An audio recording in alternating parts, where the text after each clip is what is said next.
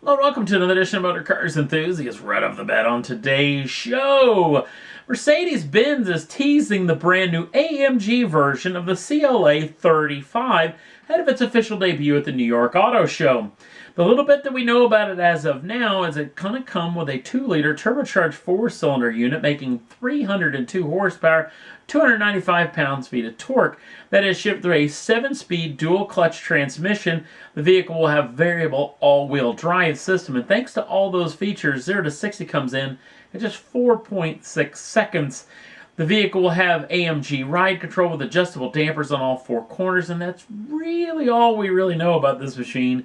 But again, the New York Auto Show is only in a couple of days, so we'll know a whole lot more when this vehicle makes its official debut.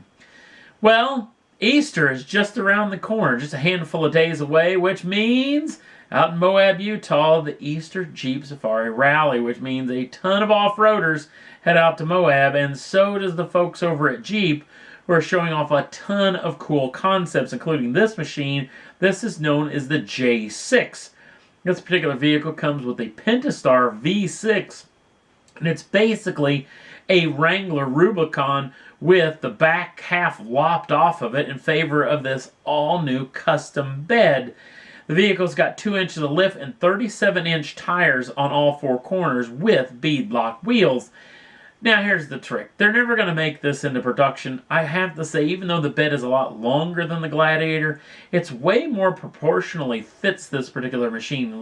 Much more pleasing to the eye. So would love to see them make a package for this where you can convert your JL to actually do this, but I'm pretty certain this will never see the light of day.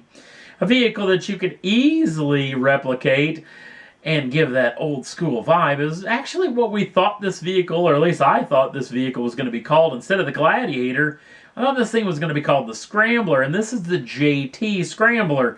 This particular vehicle too comes with that Pentastar V6, but it's got this 2 inches of lift and tons of Mopar accessories all over it, including this graphics package. I don't think it's in the Mopar catalog, but I would love to see this come to be, because it's got that old school Scrambler vibe. So we'll have to wait and see if this thing makes catalog. Obviously, if you're out in Moab, you better lean on the ears of the folks over Jeep if you want to see this get into the action. Another vehicle that's going to be shown off over there in their concept form is known as the Way Out.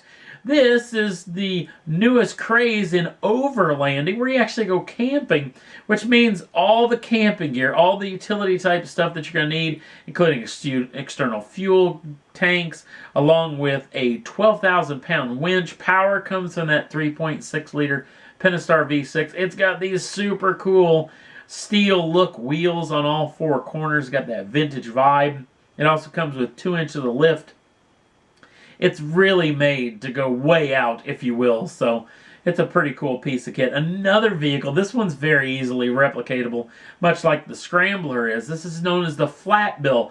It's got this motocross vibe, actually, with the ramps and all the mounting pieces, along with the straps and everything to hold down 2 full-blown motocross bikes. If you're into supercross or outdoor motocross, this would be a pretty cool piece of kit and a pretty cool vehicle to get your bikes around. This also comes with that Pentastar V6 and the largest lift of all the vehicles at 4 inches with 40-inch tires on beadlock wheels. And this too has this just amazing looking graphics package, which hopefully will make the Mopar catalog. Now, the one vehicle that they're showing off that isn't even remotely replicatable is this machine. This is the brand new 5-quarter. The 5-quarter is basically a M715 military Jeep from the late 60s that apparently they brought on Craigslist. Of course, the trick is there's not a whole lot of that Jeep still in this particular vehicle. In fact, a lot of the body panels got a ton of carbon fiber work, so I'm not for sure how much of that vintage Jeep is still in here.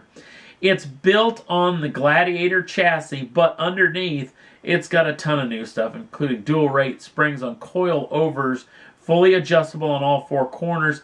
It's got these Dynatrac Pro Rock 60 grade axles up front, super strong axles, and Pro Rock 80s out back, even stronger axle. 40-inch tires on 20-inch beadlock wheels. It's got this super cool, completely custom bed with a wood floor. I mean, I don't even know what it would cost even remotely to try to replicate this. And a custom top to it as well. Power is the big story as well. 6.2 liters of supercharged Hemi goodness, known as the Hellcat. In this case, known as the Hellcrate, as that is the designation in the Mopar catalog for a Hellcat crate engine.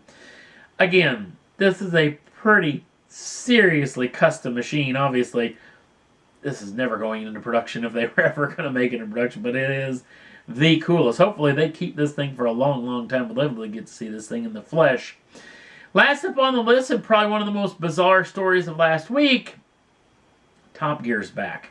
And I'm not saying that because, well, because it's going on BBC Two right now. The last go-round for the Matt LeBlanc era. Anxiously awaiting it here stateside on BBC America. Starting off, I think it's the 25th of April, so just a couple of weeks away. But more interesting than that, the Motor Trend Network, the old, Velocity channel and the Motor Trend streaming apparently inked a deal to get every season of Top Gear. Now, I don't know if this is actually going on the Motor Trend television network, but it's definitely going on the streaming channel every season. I don't know if you get that first season, the pre-James May era. That would be pretty interesting. It's the only season I actually haven't seen. In more interesting news, apparently they're going to relaunch Top Gear America too, an all-new series with a complete American cast coming up in the fall, and they were actually talking about looking for hosts. Now, listen, if I was a big gun at the Motor Trend Network, this is a plug-and-play situation. I don't know if they have times in their schedule, but I think about Rutledge Wood, Adam Ferrara, Tanner Faust. They did the American Top Gear, and they did an amazing job. That thing was super funny. The chemistry is there. This is a plug-and-play situation. I really think Motor Trend needs to look at this very, very exclusively. So we'll have to wait and see. Hopefully over the next couple of months we'll hear a whole lot more about this situation, see just what exactly the Motor Trend Network's got up their sleeve for this deal. And that's all there was that I thought was worth talking about for this edition of Motor Cars Enthusiasts. Don't forget to like us over on the Facebook page. Links down in the show notes. Also, if you'd like to subscribe to the channel, you can do so at any time. Get the first dibs on the brand new shows as soon as they come out. Thanks for watching. We'll see you again real soon.